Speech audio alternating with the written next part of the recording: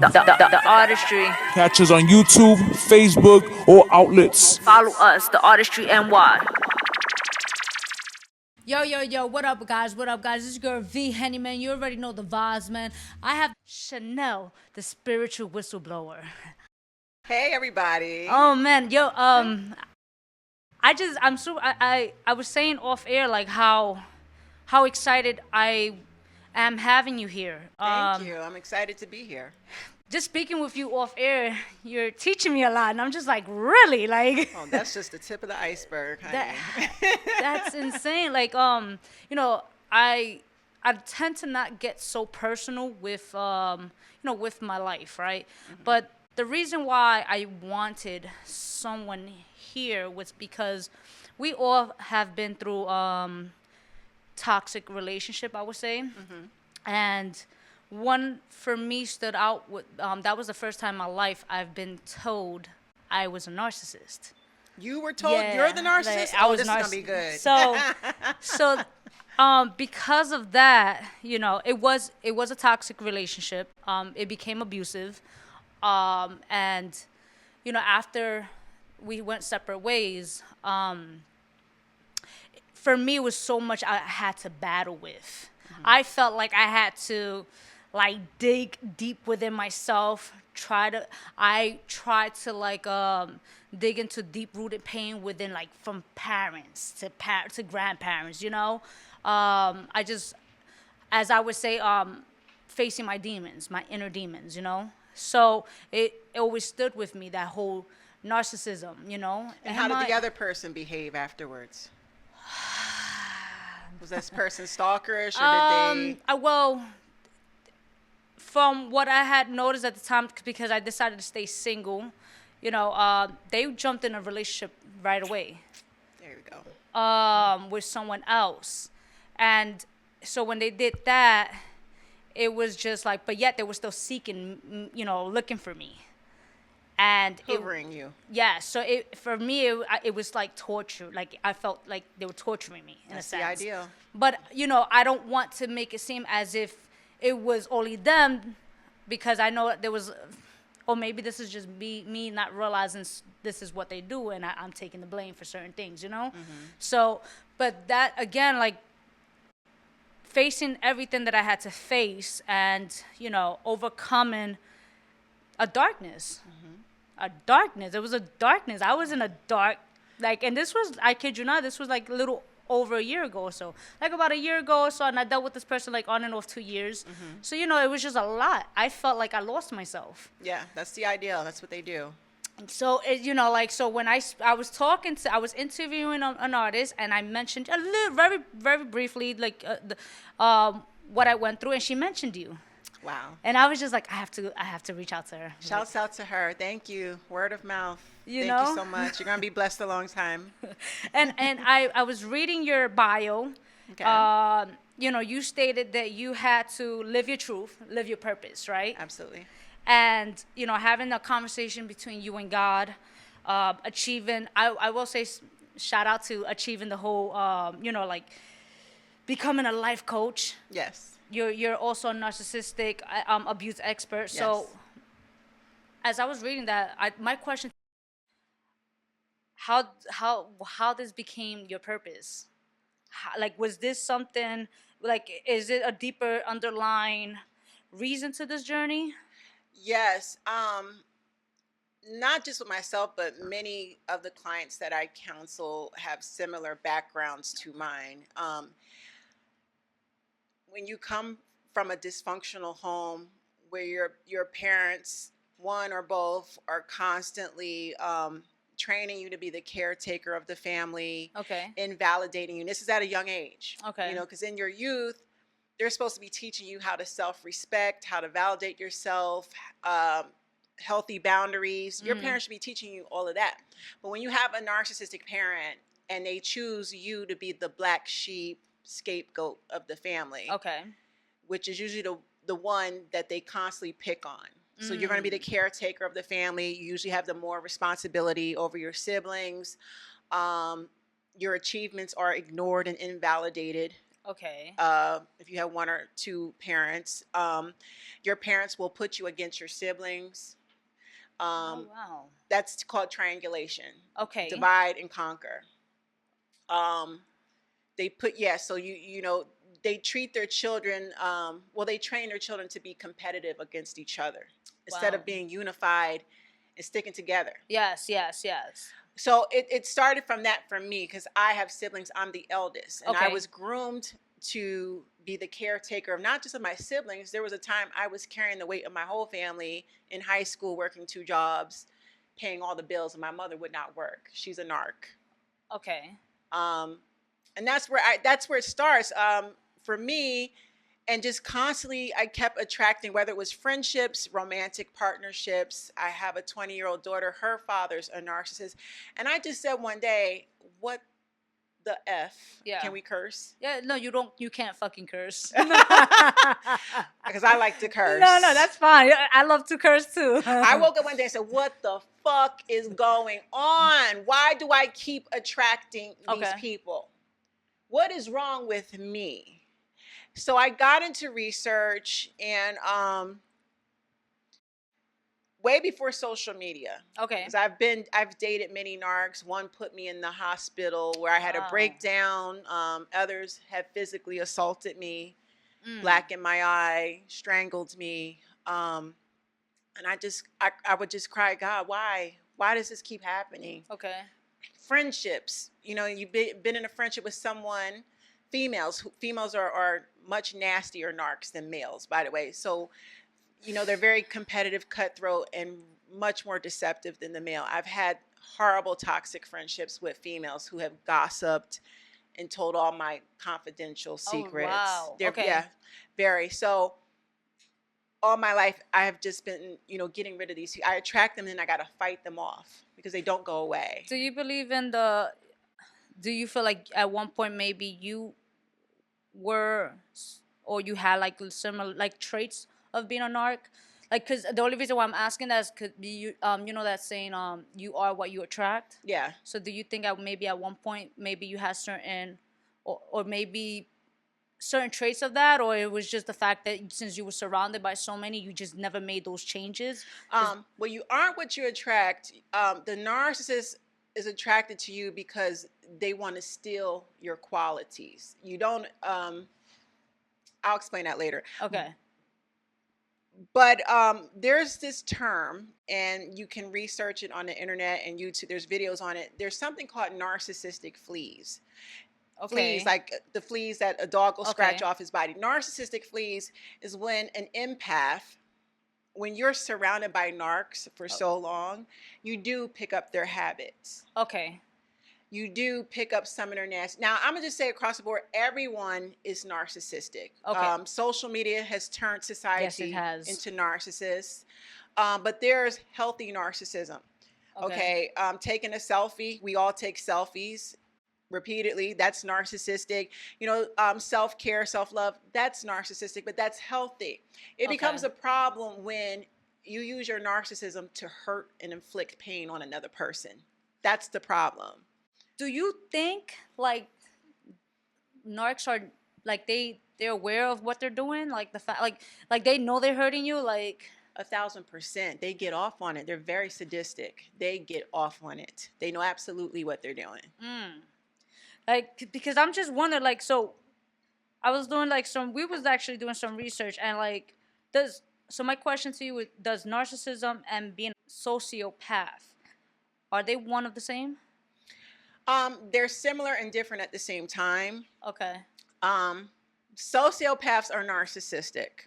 So our president is a sociopath. Oh, yes, he is. Sociopaths are reckless. They're impulsive. They're fucking airheads, and they just don't give a damn. And the narcissism is the selfishness, the self-centered, non-empathetic part. Now, just because you're a narcissist, you don't have to have the behavioral patterns of a sociopath. You can be, you know, a lot of sociopaths are criminal-minded. That's why a lot of them end up incarcerated, you know, or in trouble all the time because they feel that they're above the law. Okay. A narcissist, they're everywhere. They're in the workforce. They're in the churches. they're not always criminal minded because they're not sociopaths and psychopaths. Gotcha. So you can be a narcissist and not be a sociopath or psychopath. But if you are a sociopath and psychopath, you're narcissistic because they're unempathetic and they're very self-centered. Now, going back to your experience, you know, like you mentioned, you got up and you was just like, what the fuck? Yeah. Like, what was that point right there? Like, what was the icing to the cake? Spiritual awakening, and I take full accountability because at some point we got to stop. You know, empaths are so loving, and that's because your parents conditioned you. That's the thing. If you have a narcissistic parent, I have two. Okay. Both of my parents are narcs. What they do is they raise you and groom you to be a target for abusers when you become an adult. And that's really why you constantly attract them. It's the grooming you received as a child. To ignore. That's sad. It is, but that's the sad. reality. Every person that you talk to that has been a victim of this, their parents have done this to them.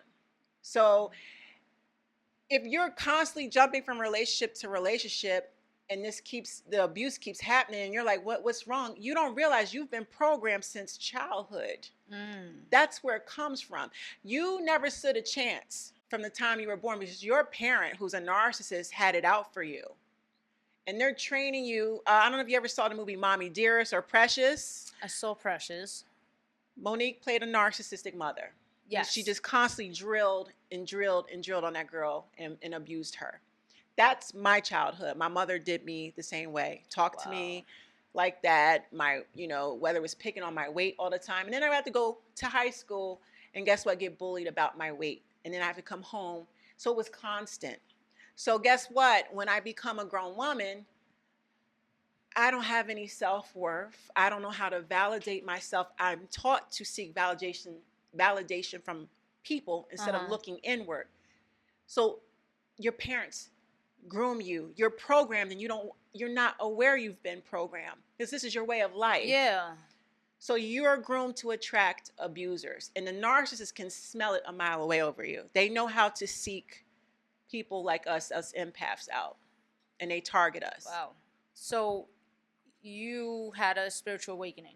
I didn't mean to get off track. No, Yes, no, I had. thank you for that because again, like you just explaining a lot of the things how you're saying is just I'm looking at things in such a different perspective. You know, again, there was a point where I questioned myself. Like there was moments where I would look at myself. I'm like, yo, are you a narcissist? Like, are you narcissistic? Or is this who you are? Are you your father? Are you like this is the questions I was asking myself. And for me, I've always told people, I'm like I can't be. I know I'm egocentric. But I'm like, I can't be. I'm like, but also, again, I questioned myself, for a while. But listening to your perspective, I'm just like, no, I'm going to school you. This person that called you a narcissist, the reason why they called you a narc is because they've been called a narc by other people. They've repeated this behavior with other people, and that's where they learned the term. And now narcs do this all the time. They throw the word around because people, thanks to social media, they're being exposed left and right. Okay, whether it's a racist bigot, someone that hates, someone who's homophobic, the hate crimes against gay people, all that. Those are all narcs. Narcissism and animal cruelty. Narcissism is at the root of all this behavior. Okay. So I'm gonna tell you something. Narcissists they don't do introspection to see what is wrong. So the fact that you're seeking answers right there, I'm sitting here, I'm like, oh, she's not no narc. Because you want answers, you want answers, and you're not stopping to get them. You want to get to the root of your problems. Narcs don't do that. Narcs are like, oh, done with her, on to the next. They just bounce from one to the next, using and discarding people like trash. They don't look in the mirror and say, I need to work on me. I need to go to therapy. No. It's who can I use next? Is this something that you can work on and go to like therapy for? And then maybe in the long run, eventually you could become somewhat, I mean, I don't believe in that word normal, but normal. Dialectal, I can't pronunciate because I'm a former brace face. I used to wear braces. So Okay. dialect behavioral therapy, cognitive behavioral therapy. There is therapy for narcissists, Okay. but the problem is they don't commit to therapy. They have to be tricked into therapy. Let's just say you're married to a narc and you're threatening to leave the narcissist. And the narc is like, no, don't go, don't go. What do I need to do? Because they cling. They don't want to lose control. They just want to cheat. They want to have their cake and eat it too. Yeah. So if you're married and you say, listen, let's go to marriage counseling or else I'm out of here, the narc will go. Not because he wants to get healing to work on the marriage, but it's manipulation to hold on to his partner. Because when he gets through the first session or second session, he's going to show his true colors in that session. And the therapist is going to be like, okay, you're a problem. And he's going to cancel. He's going to quit. So most people, the majority, everyone I talk to that's been married and gone to counseling, it never works with a narc. That's funny. They hate therapy unless the court system forces them to go to therapy or something like that. They're not going to commit. You know what's funny is that I remember us doing therapy. We had a really, really bad fight, right? And it became, again, I said it became physical. Mind you, it's... I am gay. I'm openly gay, and so this is with another female. Okay. So. Oh, God bless you. They're. Go ahead. The female is worse than the male. That's all I will say. So I remember her mentioning therapy, so I was just like, let's do it. And I'm speaking to the therapist, and for me it went well, and I actually was just like, I felt a little better. So I'm like, all right, let's continue this. Okay. And eventually down the line, we only did one session. Down the line, it was said that I didn't want to do the therapy. Oh, you didn't seem like you liked it. She's gaslighting you. So I'm like, no, I had no issues doing therapy. Like, what are you talking about? Like, I'm open to it. Let's do it. And she was like, no, I don't know. Let's see then. And I'm just like, just set it up. Like, she's the narc. That's crazy. She's totally, just off the little bit you told me, honey. So, yes. How was your healing? Like, girl, you grew up to this. Like, so, it's very deep. It's deep rooted. So how was your healing process? As a child, we're not even talking about relationships yet. Like like diving deep into this, like from growing up, your parents. How was the healing process with that? I'm completely indifferent to both of them, and this is a part that people struggle with the parent, because it's like, that's mom and dad. Even though they didn't did me so dirty, they feel guilty. They feel obligated to maintain some type of relationship. However, no, if your mother and father forsake you, the Lord will take you up. And people, if you continue, narcissists get worse with age. As they get older, grandkids and all that, they get so set in their ways, and they're triple manipulative as they get older. Okay. So the longer you continue to deal with them, you're going to want to commit suicide. If I have any type of relationship between either of my parents, they're going to put me to that point, because the game plan doesn't stop. The triangulation, putting me against my siblings so that we argue, or other relatives, or telling my personal gossip, not supporting. I've been through 2 graduations, and I didn't invite any of them because I know they would sit there and be jealous and spread gossip. So you got to get to the point where you're totally, I'm indifferent to both of them. I don't feel guilty. I love them both. I respect them, but because of the disorder, there cannot be a relationship. And I have accepted that. It doesn't bother me. I'm very comfortable talking about this to anybody. I don't get emotional. I do feel I'm healed from them. Okay. My issues are more romantic because, when you're dealing with a romantic relationship, it's more covert. Yes. And then when you have sex, you're exchanging sexual energy and you build a soul tie. So the romantic part is the more challenging one. But with the family, you can cut family off or distance yourself so that you can heal. Okay. And you make them respect your boundaries. And if they don't, you change your phone number. Hey, I'll have to call the cops if you knock on my door. But you're going to respect my boundaries. So my life is peaceful. I don't have any family issues Okay. because I keep them out at a distance. But that was a process. And I did go through the guilt of, well, that's mom and that's dad. And I kept running back and they burnt me every time I went back. Even when they did me dirty, I apologized for their wrongdoings just to save the relationship. It doesn't work. It will never work. You can run back a million times. They will sabotage it. The abuse gets worse every time you go back. And go ahead. I'm sorry. No. I'm just taking it in. Taking It's a lot. It's a lot to take in. Yeah. Where did you did you take therapy and everything like that in reference to that? I've been in several. Okay. I am a huge advocate for therapy. Go as many times as you need. Don't feel embarrassed about it. I think everybody needs to go to therapy. And people that think it's crazy or, if you'll go to a doctor to get a physical and anything else when you get sick, why wouldn't you do the same for your mental? No, absolutely right. know? I learned that with my mom. My mom, growing up, like she dealt with, you could say what her first marriage with my, I believe it was about 9 years or so, and it was abusive. Then the second marriage was with my father. She was with him for like about 20 years or so, and on and off, and that was very emotional. I like the games and my father. Listening to what you're saying, I felt like he too was. Are you an only child? No, it's my father was a little man whore, so I have a lot of siblings on his end. He sounds like the narc. Yeah, he played a lot of games. Like my mom was hospitalized about 5 times. I remember growing up, going to like Westchester and just visiting her because she wanted to commit suicide or etc. It was just growing up very. So hearing me speak is confirming things for you. Okay.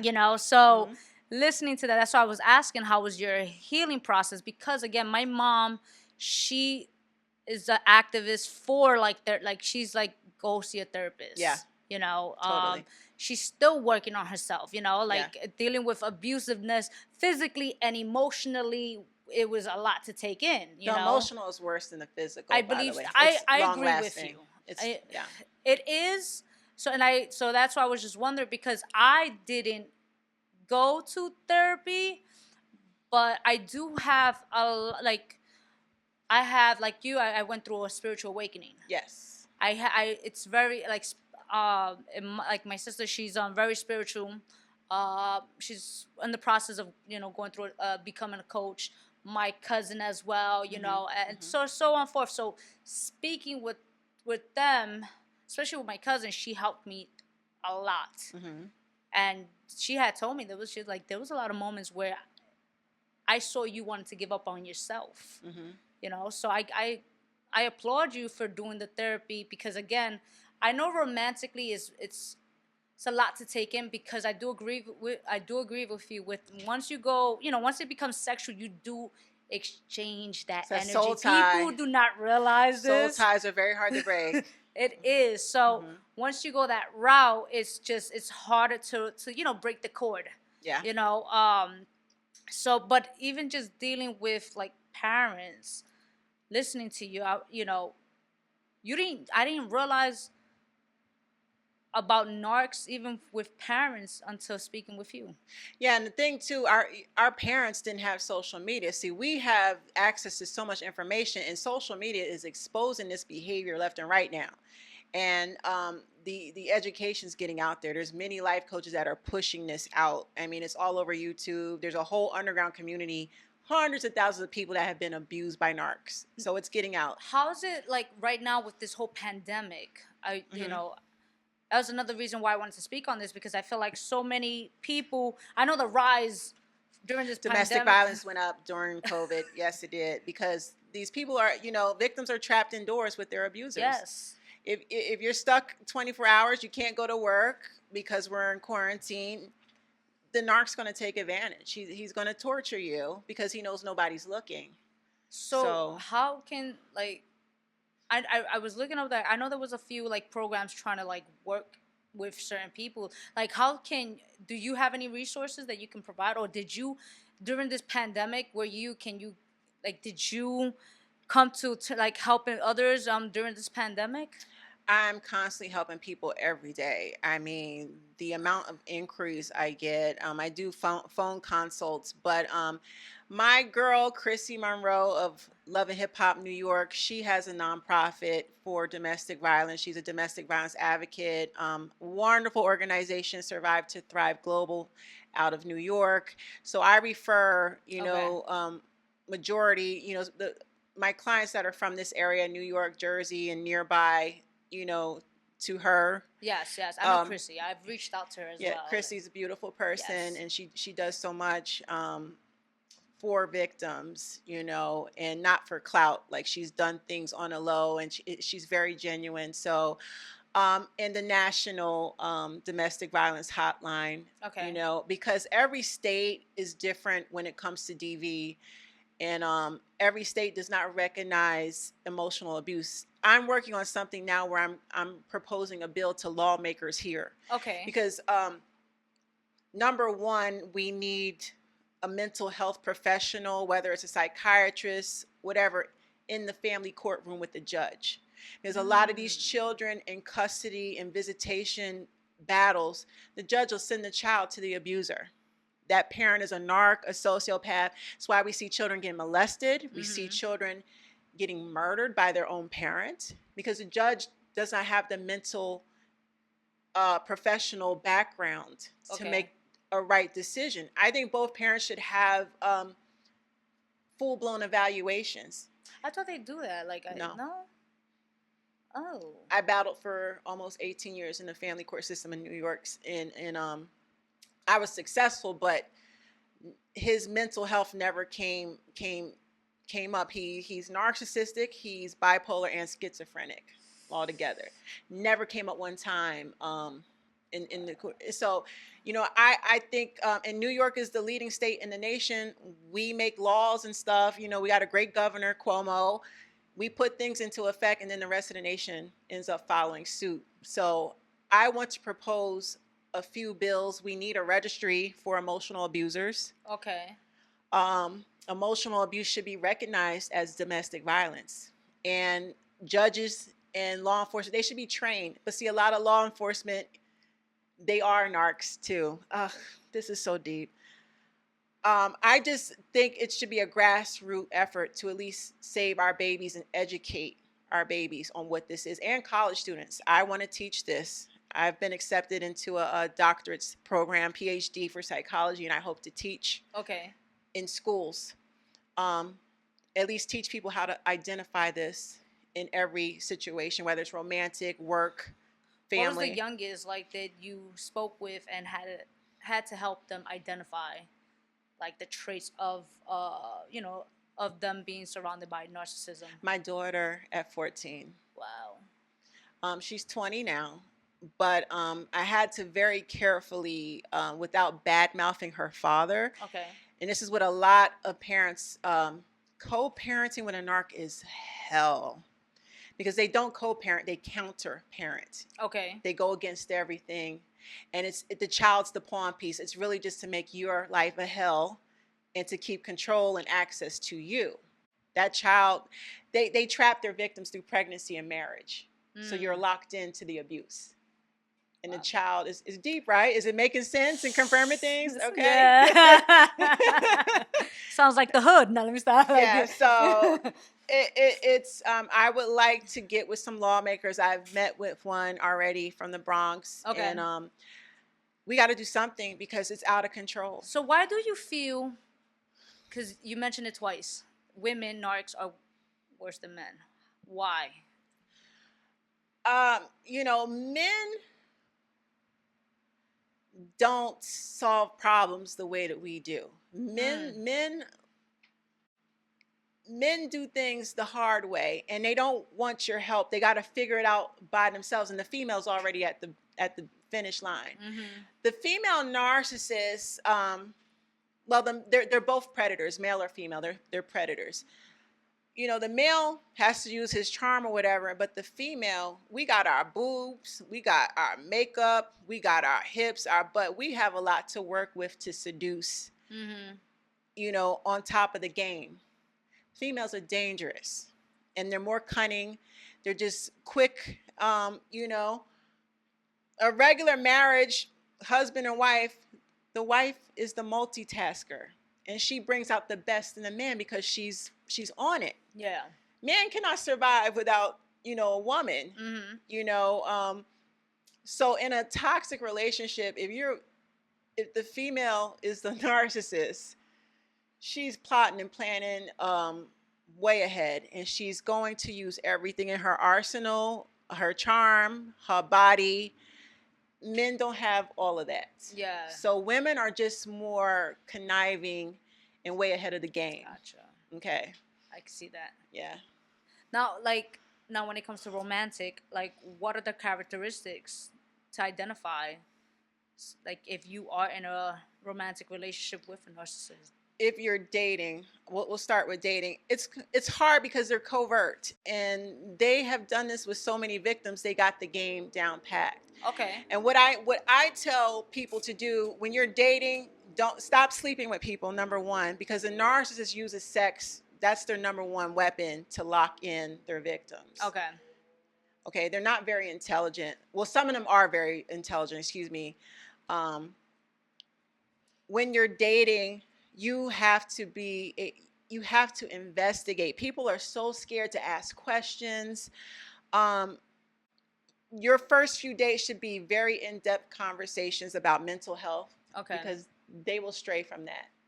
Like I said, they don't believe in inner work, introspection, and some of them will play. I've seen spiritual narcissists. Okay, we got pastors in the church fronting this Oh yeah, the church is one of the worst places. Churches, spiritual healers that are narcissists, and they thrive off the attention from the congregation. It feeds their ego. So they're abusing the religion and the faith for their own selfish needs. Okay. So you got to be careful of that. But I tell people, when you're dating, you've got to be nosy. You got to ask those questions. What is your criminal background? Any DV? They're not going to be honest. You know, don't believe everything you hear, not a single word. This person has to be transparent. If they really like you, they will have no problem being transparent. Yeah. And showing you the proof. Because people are so quick, they fall in love with the looks, the money, the charm, and they're not, you know, and they go jump into bed with them. And you skip the whole process of doing the work and investigating and just sitting back, you know, giving them enough rope to hang themselves. Narcissists do not stay consistent. That's another thing. Okay. They can only keep that mask on for so long before it slips and that true character comes out. Okay. So if you are patient enough to just be friends with this person and just monitor their behavior, the patterns, do they do what they say? Are they who they are? Are they being consistent? And furthermore, dig into their childhood. I tell ladies, if you're on a date with a man, you got to find out what his relationship is with his mother, because that's where he learns everything about a woman first and foremost. And if she's narcissistic and an abuser, she's been grooming him since to be an abuser. Okay. And it's, oh my God. He is her husband. She's trained him. And if he introduces you to mom, she's going to fill you out and test you. If she cannot manipulate and control you as she does her son, she's going to help her son cheat on you and get you out the picture till she finds someone suitable. Go ahead. Just like her. Oh, is it resonating? You know anyone like this? My mom with my father. My grandmother was at a point like she helped my head. So that's why I'm like, oh my God. It's like. Yeah. Narcissists work together. It's some type of universal code where whether they know each other or not, whether they're related, they come together. This is why Trump is in office, because his supporters are sociopaths and narcs, and they come together. And that, you know, that's another thing, not to get off the subject, but Democrats, so much is going on where Kanye's over here trying to divide our vote, and then we got this and that.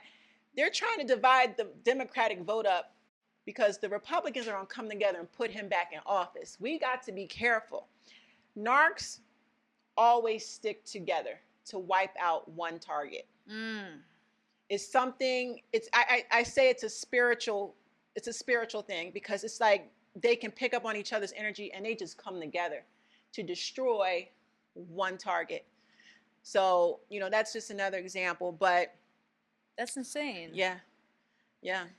So, I could talk about this for hours. No, I mean, I think it's dope because, again, like, it's informative, and there's a lot of people who are not aware of this, and, I like this 3 girls in the family and the rest are guys, and then we grew up, my life story, I grew up it was very hard and difficult, I'm sure. it's when you grew, I was able to forgive a lot, and I'm in a great place now, especially like spiritually, like emotionally and things like that, but it took work.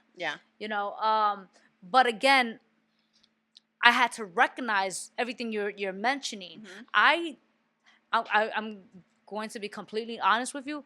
I didn't even know what the word narcissistic meant until they called me a narcissist, I had no clue of that word. Yeah, a lot of people don't. And I was just like, I remember again, like, I had to call an ex. And I was like, can I ask you a question? And she's like, yeah. And I'm like, do you think I'm narcissistic? Like, like, do I have any of the characteristics of being a narcissist? And she was just like, honey, you're egocentric. But no, you're nowhere near narcissist. Like, but again, it was still in the back of my head, in my mind, and speaking with so many other people, as far as like just hearing their, like their story on personal life and stuff like that. And a lot of people are not aware. Some of I feel like, especially growing up a certain way, like, because it was programmed within their parents. Again, like you mentioned, they didn't recognize it for some, for me, I it took me to recognize it as an adult, and I didn't like listening to you mention how the mother helps the son, She's in a the sense. ringleader. That's where he learned it from. I'm just like, you mentioning that, and I'm like, holy shit. I remember my mom would tell stories on how, like, my father would have his, like his mistress, and my grandmother would be there, like nothing. Like, she wasn't a fan of my mom. They enable their sons. I've had it where, the guy I was dating, his mother invited the side chick over for dinner behind my back. The mothers are the ones that enable their sons to be abusive. And the mother already knows from day one, when she meets you, that the relationship is going to be sabotaged. She's trained her son to sabotage all his relationships, because once he does that, he runs back to her, and she gets to maintain the control. She wants to be the superior woman in control. She does not want to lose control over her son, no matter how old he gets. Wow. And if he marries a woman like her, then that's a double bonus, because she gets to manipulate and control 2 people instead of 1. So that's why a lot of women will say, why do I see, I went to a cookout or a family event that my guy invited me to, and I saw his ex sitting there with his mother. Yeah, the mother invited the ex-girlfriend or the ex-wife. Because that ex-girlfriend, ex-wife is probably a narc too. Okay. And that's to throw in your face to intimidate you, because you're the stronger woman, and you're not letting her manipulate or control you. Or the mothers are very financially abusive too. They'll try to get money and favors out of you. Okay. She knows you want to marry my son, you're the, daughter-in-law and all that. You got to do some things to fit in with family. And if you don't allow us to control and manipulate you, I'll help get you up out the picture. Oh, wow. I will help my son replace you. And she works with them. They work together. It's sick. He hates her, by the way. They have a love-hate relationship. Because I've seen it where the guy I'm dating, I've dated a couple that completely disrespected their mothers in my face, like called them bitches and everything. Wow. Okay. threatened to hit their mother, all that. And I've had to step in and get in between to break them up. But when I broke up, she was helping him to come against me in court when I was trying to get a restraining order. They hate their sons and love their sons, and it's the same. The sons hate and love, but they'll come together to wipe out an innocent target. Okay. That mother is a ringleader. She's the worst. She's vicious. Now, domestic, like, let's just say domestic violence now.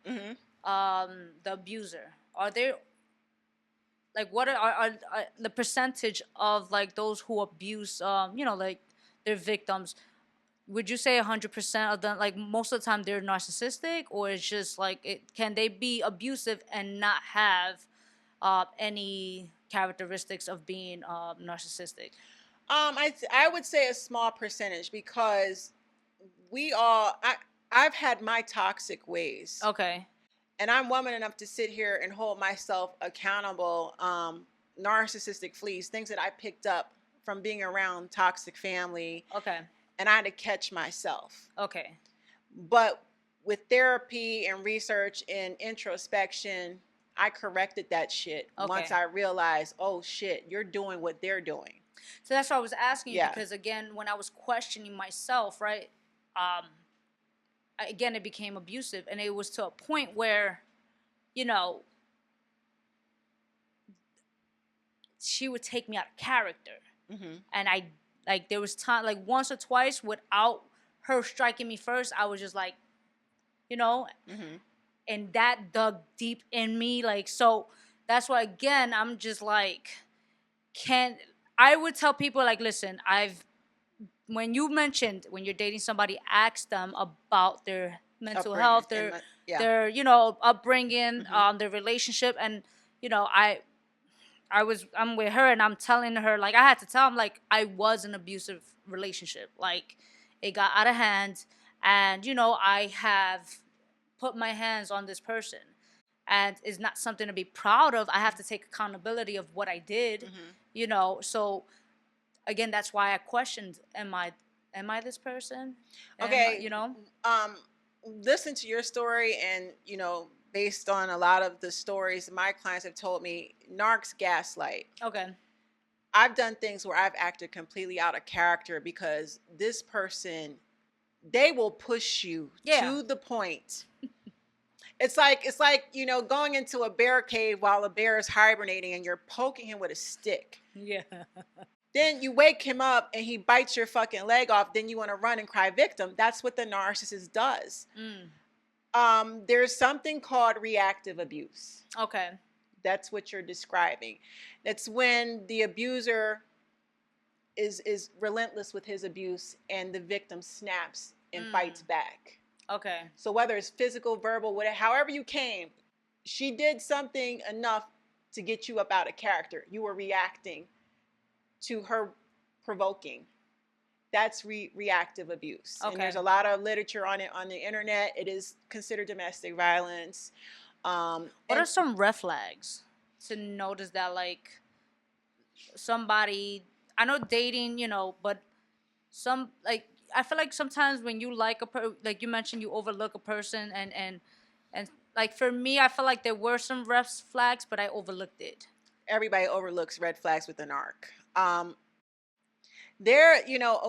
didn't mention this. Their abuse cycle consists of 3 components. Love bombing is the first phase. What's that, love bombing? Love bombing is when, in the very beginning, they are super romantic. They sweep you off your feet. Okay. I want to get married. You're my soulmate. I want to be with you forever. All my exes are crazy. You're the better one from all my exes. That's a sign too. When they bash their exes, that is huge glaring red flag. Okay. That's all grooming and psychological training to get you to feel, they're putting you up on this pedestal. Okay. So love bombing is excessive adoration, fake promises, everything. You're the love of their life. And it feels so good, and it's very fast paced. That's a red flag. When someone is moving very fast in the very beginning and they're coming on hot and heavy, No, you got to pace. Because this person's moving fast and they're love bombing you so heavy, you don't take the time out to pump the brakes because it feels so good. Mm-hmm. You know, we all want to be loved. And when you get in something like this, it feels really good. So that love bombing is abuse because they're prepping you to hook you. They got to love bomb in order to hook you. Okay.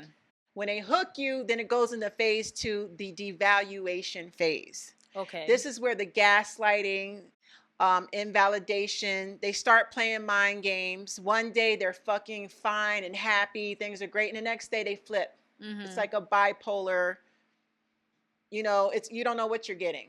Yeah. 1 minute it's great, the next mood swings just fluctuates. It's like up and down, up and down, up and down. And what that does, they're creating a trauma bond. Okay.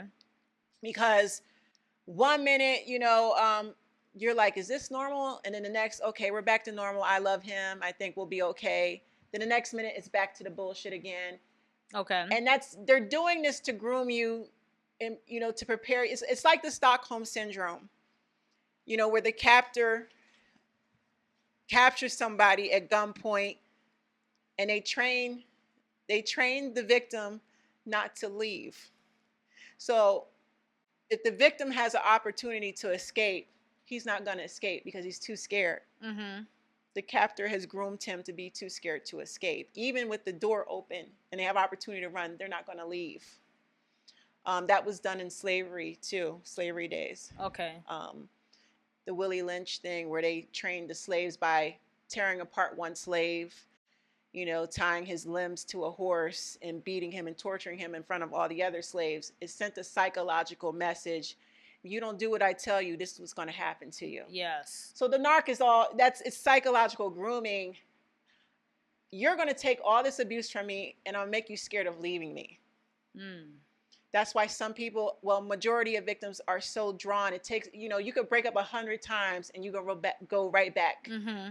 That's because they've groomed you. Okay. And you don't realize you're being groomed. You're being abused in very small doses. Mm. They're very calculated at this. Okay. The third final phase is discard. That's where they kick you off that pedestal. They've been cheating behind your back the whole time with your replacement. Yes. And once they kick you off that pedestal, this person is all ready to take over your spot. That's why they rebound immediately. That person been there. Yes, yes. And this person 9 times out of 10 is a downgrade and they knew all about you. They seek out people more so like them because they need an accomplice. Okay. And that's why when, you know, you're trying to move on, they use this person to spy, stalk, retrieve information. It's like a tag team effort to further harass and abuse you. Gotcha. And again, this goes back to your family. You have family members that do this. Your parents do it too. Mm-hmm. So it's a repetitive pattern. Once you learn this stuff and you spot it, it's like Neo from the movie Matrix. It's like you have an awakening. Yeah. And you can stop them in their tracks when you see it happening. So I hope you're learning a lot. I am. No, this is now what I'm curious about. I know you have your book, How to Defeat a Narcissist, in 2018. Yes. So, what made you publish this book?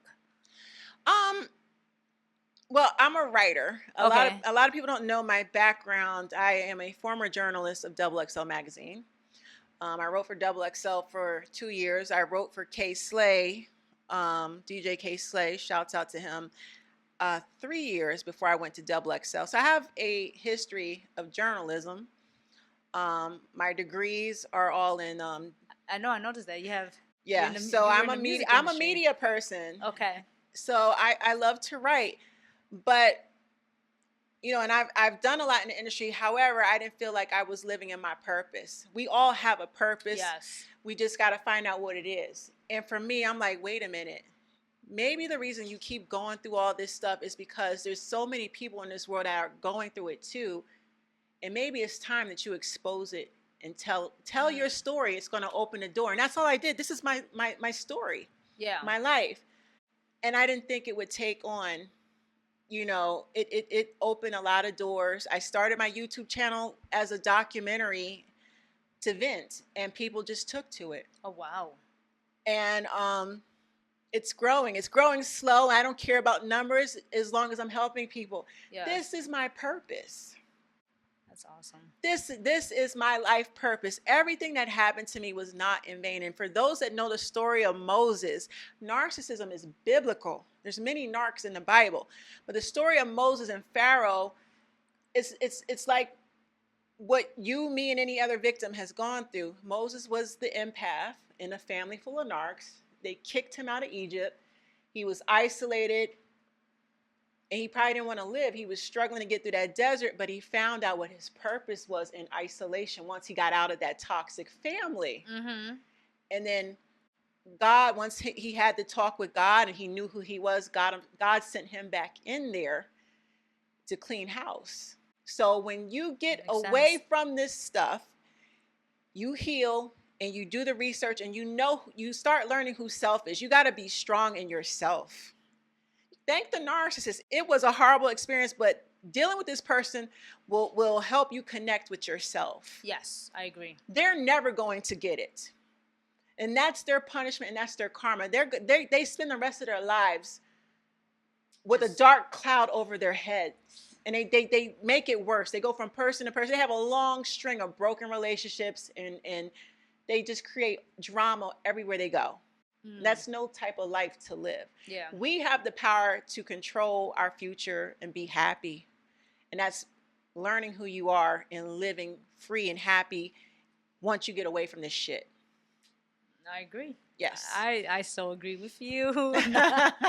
Now, in the midst of having this book, though, like, I know you mentioned your husband, well, your ex, right? Mm-hmm. Your ex-husband. I have several. But dealing with that, like that,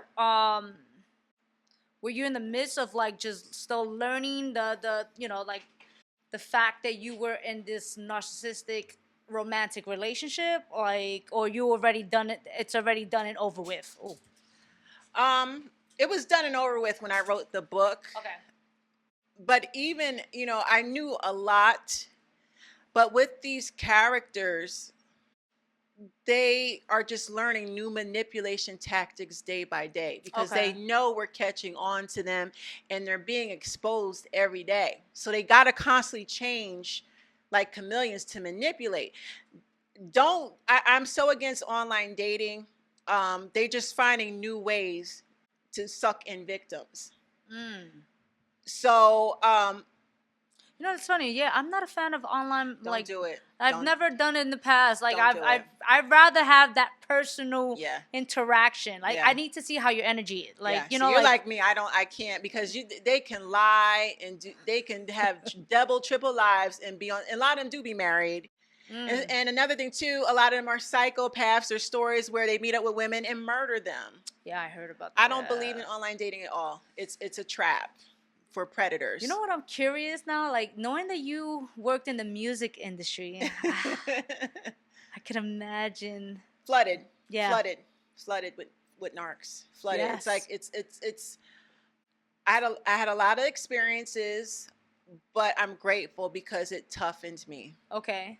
Toughened me. I worked for I interned for Hot 97. Okay. And I worked around male DJs. I was on shift with Mr. C, Funk Flex, Dennis Rivera, Ebro would be in and out, and it was all types of men. And Kiss was across the hall too, so it was DJs in and out all day. So that was an experience. I'll just leave it at that. And okay. I had to. I was just like, how was that experience? I'll put you this way: they didn't baby me. They were on my ass every day. And it's like this. You know how many interns would kill to be in your seat right now? This is Hot 97. You better act like you know or you can get the hell out. We'll have someone in your seat tomorrow. Yeah. And I wanted to cry. I wanted to cry, but I get it now. And I wouldn't change it for the world. It toughens me because this industry will eat you alive. It would. Oh my God. So yeah, I've had a lot, and I did very well. So I don't know where this is going to take me, but when it gets to that level, I'll be prepared. So what are we expecting with that book, with your book? With this book? Yes, with this one. Is it just like a simple like guideline? It's a very basic Or like, are there stories in there as far as like other people, like, you know, their experience or stuff like that? No, I kept it really basic because people are just learning about it. So I Okay. wanted to keep it like very light but to the point. Okay. And I had people get in my inbox, "Oh my God, I read this book in a day. I've read it 2 and 3 times. Wow. This is my situation." But I made it really easy for people to digest. Now my future books, I'm going to go in depth. Okay. Okay, I have my next book. I have a couple books. Mother Made You, Mother Fuck You is about the relationship between a toxic, narcissistic mother and her son, and how she grooms her son to be a fuckboy to destroy and manipulate all his adult relationships. That's how the fuckboy is created, his mother. Behind every fuckboy is a toxic mother. I promise. I promise. I mean, it makes a lot of sense. Yeah. If you look at the relationship with a lot of men, you know, it usually has to do it's their mother. You know, I was telling I mentioned I think we mentioned it yesterday, or like I'd rather deal with none. However, but like there's a difference between people who have the mommy issues, Yeah, and the daddy issues. And some have both. Yeah, some have both, but the mommy issues, Yeah. woo, Yeah. those are bad. Like, Yeah. Because mom, it's the guilt, because she can abuse you and love you in the same. That's the problem. These women are teaching men that abuse equals love. So okay. if mommy lets me curse and do this and do that and be disrespectful, I can disrespect my mama all day long. Why can't I do it with all the other women I date? So it's her fault, and she knows damn well what she has done, how she has raised him, because she's calculated herself. Do you usually get like mothers who are narcissistic with their daughters, or Yes. is this? What's the percentage like with that? Do you know? Like, I don't know the percentage. I will just say it is very common. My mother's narcissistic. It's very common. A narcissistic mother, if there's more than one daughter in the family, what usually happens, one daughter will be picked on. That narcissistic mother will be jealous of her own daughter. She's always competing with her daughter, I've seen that. belittling her daughter, trying to fuck her daughter's boyfriends or husbands, flirt with the husband. If her daughter's being abused, she'll side with her daughter's abuser instead of protecting her daughter. If her husband molests her daughter, she will take the side of her husband and discard her daughter. All that's happened to me. Okay. So the narcissistic mother hates her daughter, incredibly jealous of her. But if she has a daughter that's her favorite, the golden child, she will groom this daughter that she loves so much to be a duplicate of her. She's going to turn her daughter into a narcissist, shower her with gifts, because she wants to keep control of her daughter even into the adulthood. I have a younger sister. My mother did it with my sister. Okay. So my sister is a baby narcissist. But my mother brags about her morning, noon, and night. And like she's the only child. She has two. I have a brother. Okay.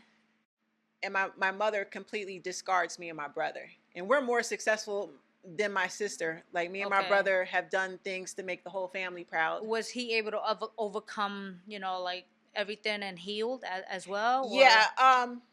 He hates her. Okay. I think he has more healing to do to get to the point where he's completely indifferent. But he wants nothing to do with her ever again. All she has is one child left, and that's why she showers my sister with gifts, because she has one child left. Yeah. And she has to stay good. If something happens to her or anything. What happens when you lose control? Like, what happens? Like, when a narcissist? Yeah. They implode. Like, they, that rage. They rage. Really? And whoever is around, whether they're blood relative or not, they're going to catch that rage. I will say it's inspiring. It's inspiring with the fact that, you were able to overcome so much.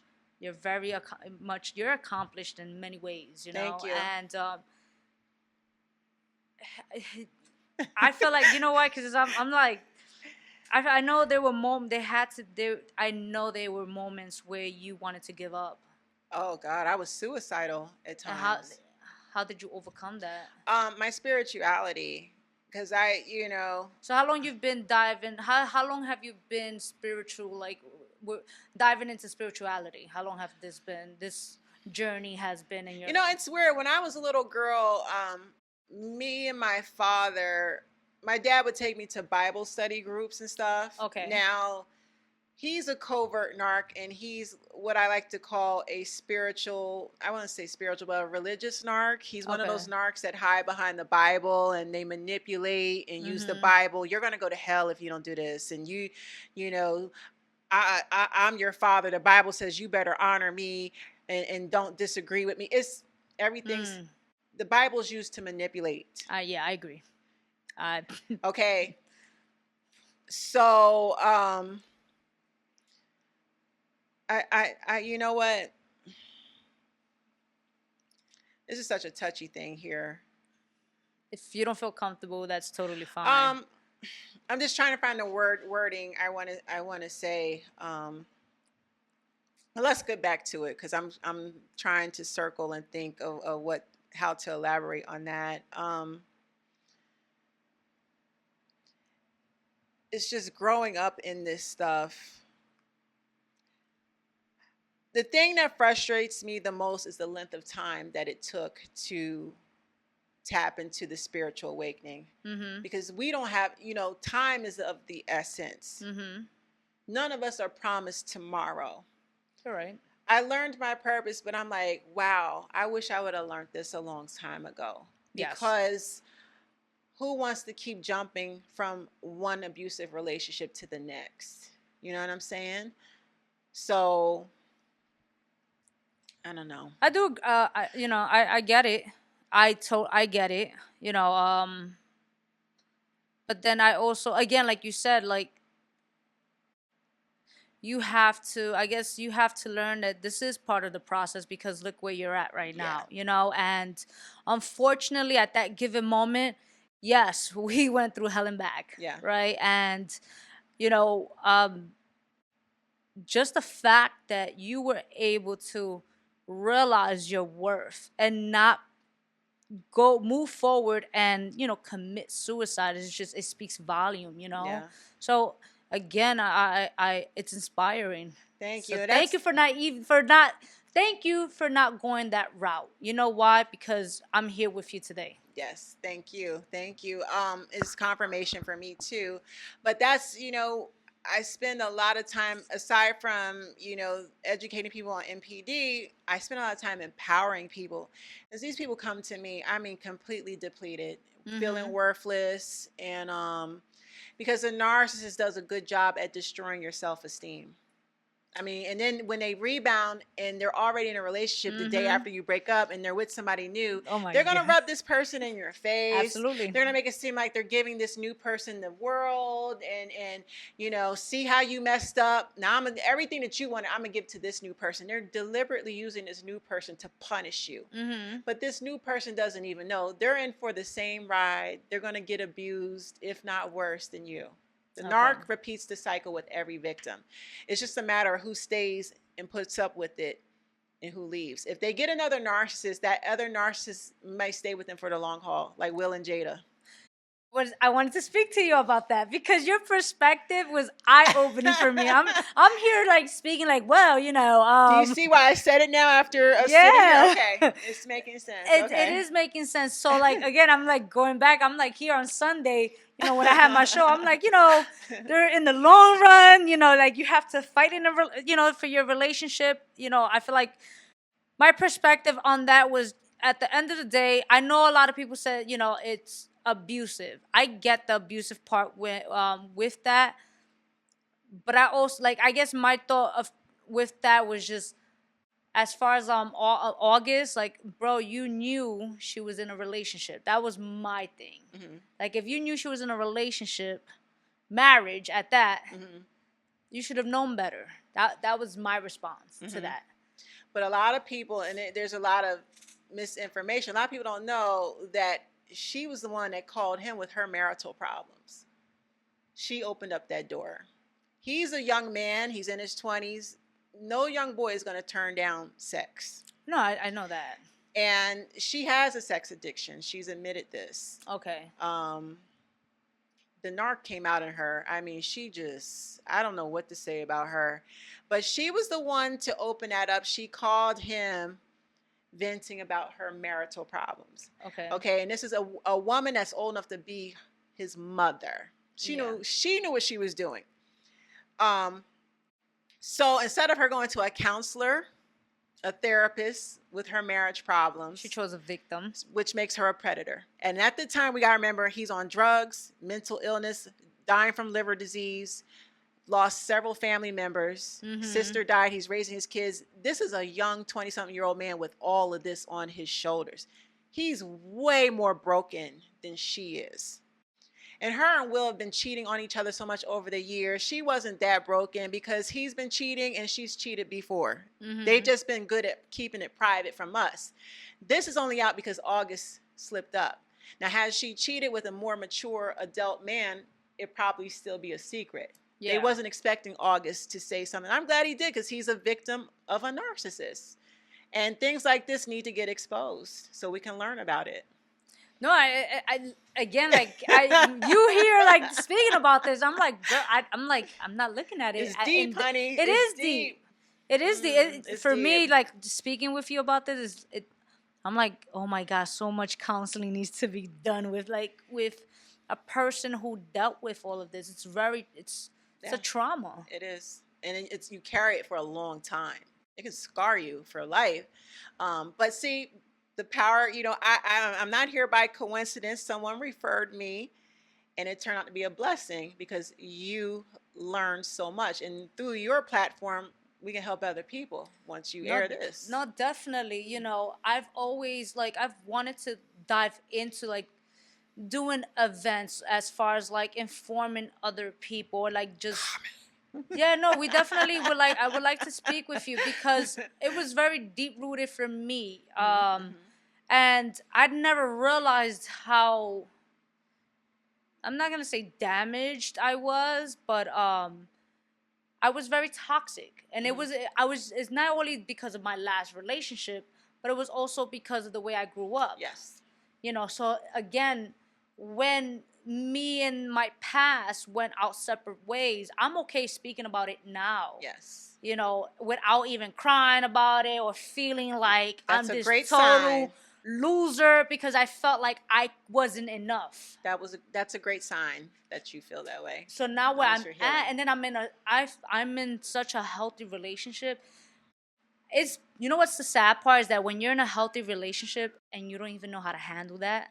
That's a lot of victims that jump into new relationships that are healthy. They struggle with that. Yeah, it's a struggle. When you leave somebody that was incredibly abusive, and then things are now calm, it's like, wow, or you're like, you catch yourself if you want to Yeah. relapse, it's like yeah. It's a lot to take in. So I've always wanted to help others with this situation because, again, like you mentioned, it's now because of social media, it's in the light. Oh yeah, big time. And a lot of people weren't, a lot of people not only is in the light, but accepting it. Yeah. That's one of the biggest challenge. Yeah. For me, I didn't accept what I was going through because I've had my mother mention it to me. My younger sister was like, girl, you're not, what are you, if anything, I'm the narcissist. This is my younger sister at that. And just having people come to me and they was just especially recently, they're like, yo, you're such in a different light. For them to tell me, I can see, you're glowing, it's... They suck the life out of you. They do. I mean, that's another thing too. It's not just emotional and psychological damage. It does something to your body internally. I know people have had stroke, heart attack, women who have developed fibroids. Because fibroids are developed from stress. Hair loss, weight gain, weight loss, lethargic, deep depression, PTSD. So it does something physically too. It's demonic. I don't care what anyone says. This abuse, and it has pushed people to suicide. If not wanting to commit suicide. And you have to look at it like, why did God put these type of people on this earth? That's Why like are you here inflicting so much pain, trying to break? You get off on breaking people and discarding them like trash after you use them, and then you jump from one person to the next. There's something wrong spiritually with that. There's no way that these people can have any spiritual connection to the universe or God. Absolutely none. Not going around breaking people the way that they do. Wow. But then you see them like diving into religion. Oh, yeah, but that's to mask the narcissism. That's why a lot of pastors from mega churches are always in some type of scandals and stuff. They cannot hide the narcissist. That mask will slip. And they rely on the churchgoers to cover up and enable. So when they do get caught in a scandal, the church is still forgiving. Have you had a client where, like I'm sure many different stories was very impactful for you, but is there like any like a client that really touched you, like it brought you to a place where it was just like, damn? It's so many. I've had a few suicide calls. Okay. Where I've talked people out of, what's weird? One of my day jobs, I don't work there anymore. I used to work for the Attorney General's office. Okay. In the Internet Bureau. And what we do in the Internet Bureau is we take on the cyberbullying. We take on any type of crime or scam that happens on the internet. Okay. So I get a billion calls a day from all types of people filing complaints for everything. And majority is cyberbullying or some type of scam. There's a lot of lover scams. People, I don't understand. People get finessed out of, you would be surprised, 50,000, 60,000, 100,000. These are called sweetheart scams. Oh, wow. They never meet the person, but they're just falling in love with the conversation. And this person gets them to wire money through Western Union. That's a narc sociopath. That's no different than online dating. You're talking to a predator. And you never met this person, but you're forking over your money. I've had people call, they've had to sell their stock and just give it over. Wow. Their self-esteem is that low. Wow. But then they get scammed and they call us crying.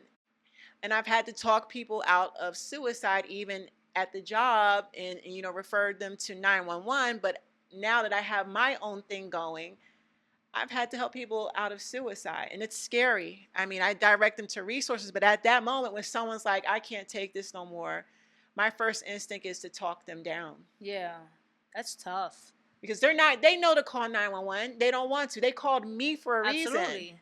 Because they need that reason. They know, like deep inside, it's like you want to like, you have that thought like, yes, you know what, I shouldn't be here. Yeah. But there's still a reason to want to live. Yeah. You yourself can't pinpoint the reason why. I've had a few tasks of talking people down from that, and it wasn't easy. Whew. It's not. What is the best way to support a victim of abuse without overstepping on boundaries? Listen, never be judgmental. Never tell them, well, you should have did this. They don't need that at the moment.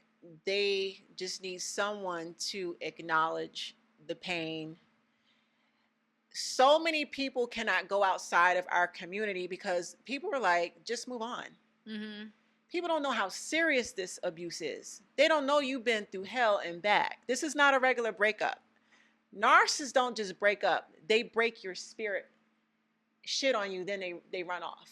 And then they get the person that they're with now and they rub it in your face because they want you to stay hurt for a very long time. Then they want to come back and sleep with you again and keep you stuck on them.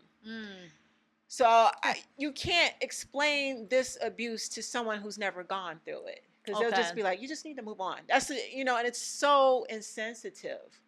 So advice would be, listen. Okay.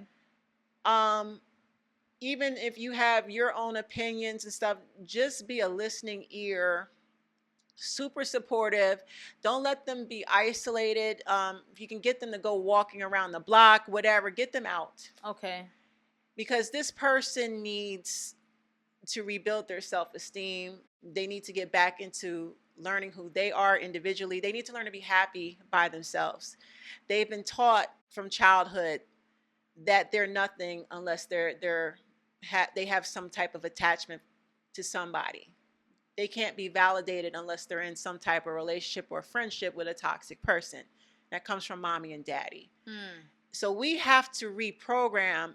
We got to toss out all that programming that our toxic parents taught us. And we basically have to reprogram and retrain ourselves to love ourselves. How long did it take you to like years? Yeah. It was a process. Lengthy because there were people around me that I didn't realize were narcs, and they were so covert with it. Blood relatives. And I could not get to this place until I removed everyone. I had to get rid of mother, father, sister, everyone had to go. And now I'm to the point I don't feel guilty. I don't go to family events. I don't care if it's funeral, wedding, baby showers. I don't do family whatsoever. Because all you're going to do is talk about me behind my back or treat me a certain way. Okay. Family can be more toxic than, some of your romantic relationships. Yeah. And that can hurt you to the core. So I'm good. I'm good. That's why I sit here comfortably. I can talk about this all day. Well, I'm glad you're in a good space. Yeah, I am. I just want people to start healing because it's some people are broken beyond repair. This stuff will break you in half. Yeah, as I mentioned, I would definitely love to, once we were done, again, I do a lot of events, and I've done tours and stuff like that, but it's very crucial for people to learn these things. Now you have a responsibility. I know. I've passed this knowledge on, and that's my job. I tell people, I said, I want to create more leaders. And I said, the narc wants to silence you. That's another thing. Abusers always want to silence their victims. You need to tell your story. Write a book. I don't care what you do. Don't let the abuser silence you. You know what's crazy? Like with her, right? I had wrote a song. Okay, that's another way. They had heard my past heard the song. I never put it out there, and they was just like, because they were that person, they was just like, don't put it out. I put a lot of information out there. So then I let her hear it, and she's like, to be honest, I think it's a great song. I think you should go for it. Yeah. So, but and I brought it up because you're saying like they will silence you. There's many times I wanted to say so many things, but it was just like. Put that song out. What do you think? All these hip hop artists and musicians, they write about their life experiences. You're absolutely right, but I'd rather sit here and let. The best music comes from broken relationships and bouncing back. Come on, put that song out, please. The abuser. They don't want you to tell because they're fearful of being exposed. And that's okay because they're going to expose themselves. They keep doing this to other people. They hang themselves, man. So I tell people, now that you're learning about this, save somebody else. No, I definitely will. Save somebody else. I think one of the best things that I did after my breakup was that I told myself, like you mentioned, I don't want to be with anyone. Right. And I told myself I do not, I wanted to be, I decided to stay abstinent. Like I was just like, no sex. Right. No. Which is good for the brain, keeps your brain, your mind clear. Yes. You don't need to have sex, abstain. No, definitely. And I told myself, I was just like, I'm going through this process. Then eventually 6 months later down the line, I fell victim to that person, right? I gave in. And after that, when I got tore down, I was just like, you know what, V, I was completely broken, but not because of what they did to me or what they said at that, it was just the fact I was broken within myself. Yeah. It was more of a disappointment within myself. So at this point, I was just like, you know what? I just have to restart. And now at this point, truly That was just the spark. Yeah. And I tell anyone this, like, if you feel like you was in a emotional, mental, whatever relationship you were in, like, take that time. You need to learn how to love yourself first. Yeah. That's what I felt like I had to, like, that's what I was doing. I was diving deep. I was facing inner demons. I had to learn to love myself, and I'm still learning to love myself completely and fully, you know?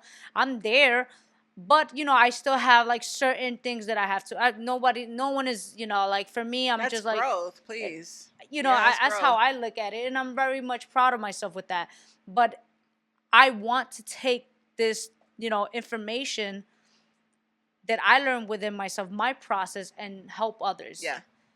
Having you here, this is why, again, I was so excited. Like, before you came here, like, she had asked me, like, are you nervous yet? And at first I was like, no, it still hasn't hit me. But then when you text me stating that you were by the Holland Tunnel, Yeah. I was just like, oh my God. Are you kidding me? Yeah, like, I'm a regular Joe Schmo. I'm more excited to be here. No, and I'm grateful for it. I'm grateful for just your story in itself. I'm thankful for you. Just your strong spirit, having this strong spirit, overcoming so much. Because again, for me, it's inspiring. I look up to you now for that. Thank you. And just remember, along with myself and many others, we are the Moses of our family. Always remember that. You are going to be the one to break the generational curse. Yes. That's why we are under attack, because we are the Moses. We are appointed to shut this shit, that's the toxic shit that keeps getting passed down generation to generation. We are the ones appointed to put a stop to this. And with that comes the attacks and all the hardships. But when you heal and you're on the other side, it's amazing. You're like Neo in the Matrix. Can't nobody fuck with you. Nobody. Man, nobody can mess with you. The narcs will be scared of you. And they will know, oh, we can't pull this on her. No. Well, thank you. Thank you. Where can we find all your information? Where can they find your book? Just everything that you have going on. Okay, currently on Amazon, I have 2 books.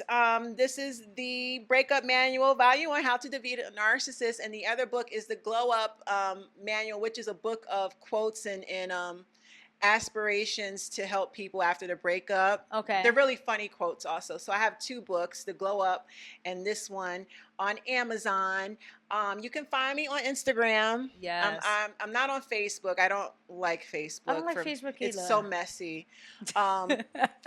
Instagram is Instagram and YouTube, Spiritual WhistleBlower, all one word, Spiritual WhistleBlower. And you can buy my products, my books. I have tank tops. I'm going to come out with a whistle.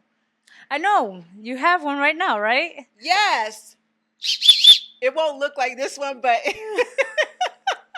but the ideal is for the whistle is for, New York State. I don't know what it is in Jersey. It might be similar. You get caught with a gun, it's an automatic 3.5 years. Mm-hmm. That's thanks to Bloomberg did that. We have probably the strictest gun law in the entire nation. And I just feel women need guns. And I think it's unfair. Something's got to give. There's too many women dying. You know what I'm saying? You go in the South, you can get a gun. Yeah. No problem.